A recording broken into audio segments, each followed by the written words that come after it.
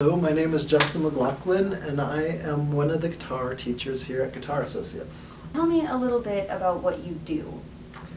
Okay, I do a bunch of different things, but primarily I'm a music instructor. I teach beginning guitar, advanced guitar, music theory, bass guitar, a little bit of mandolin, and a little bit of ukulele as well. Got you into teaching music and performing music? It'd have to be heavy metal music, and then seeing my first concert, which was Metallica, Queensryche 1989, and Justice for All tour. It was so loud, I just couldn't believe it, and it just blew my mind, and it's like, wow, people actually do this for a living, and never got to the Metallica status, but I did tour Europe several times and played to crowds anywhere from 3,000 to 6,000 people on certain festivals, so yeah, that was, I guess, the deciding factor was just once I saw that, and then seeing videos, and I knew that's what I was going to do when I was 14. In your experience, do you think you could say to somebody that they could make a living off of just gigging? Just gigging without teaching. Yeah, without teaching. Yes, absolutely. You can make a living just off of gigging. You probably have to gig quite a bit. Probably 5 gigs a week. It can potentially make you anywhere from $500 to $1,000 a week. Depending. Gigs vary pay, but.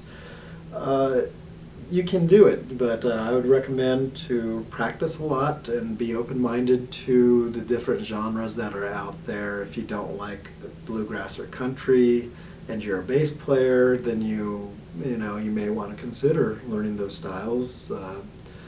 Living in New Mexico, you have lots of Spanish traditional music. There's a big salsa scene. There's a big Latin scene, so learn reggae, learn rock, learn anything you can, especially if you're a bass player, because then you'll always work.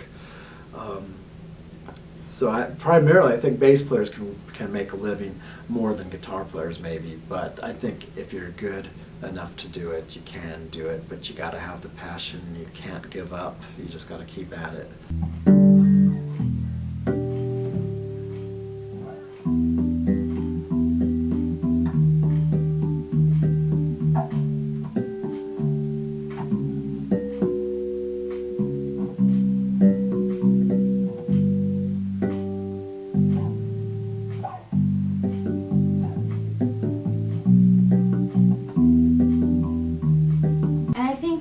Question for you is going to be, what is your weirdest gigging moment? Like the weirdest thing that's happened to you while you've been on a gig or touring with a band?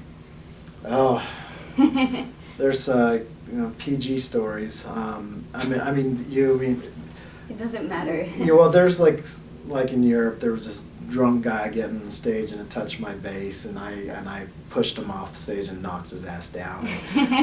But that's the thing. It's like, don't get in my space, yeah. Don't get near me. So that was kind of funny. I was in Germany, small bar, and one crazy thing I remember, my very first European tour, and I think it was maybe we had like a 10 show little run in Europe, and it was in the Netherlands. We played in this bar that had an extra room with the thing, and so after the gig was all done, me and Mikey, the drummer, were having a few beers, and this guy comes in like frustrated. He looked like Elmer Fudd, but he was frustrated because he lost his wallet, so he started kind of harassing the customers, and somebody kind of just pushed him out of the way, and he got mad, and he left, and he came back, and so he came back with a gun.